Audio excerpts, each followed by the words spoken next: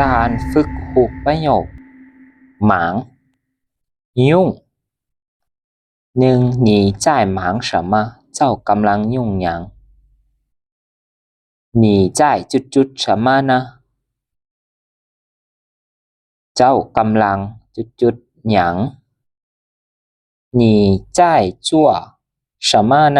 เจ้ากำลังเฮ็ดหยังอยู่你在看什么呢เจ้ากำลังเบิ่งหยังอยู่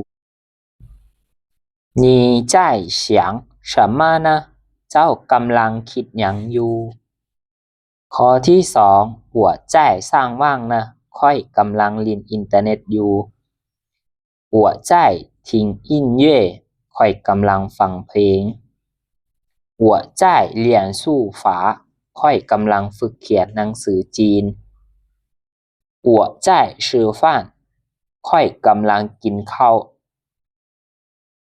三你又开玩笑了เจ้าเว้าหยอกอีกแล้วเนาะ你又吃面条เจ้ากินข้าวเปียกอีกแล้ว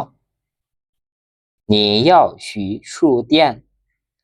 เจ้าไปร้านขายปึ้มอีกแล้ว你又迟到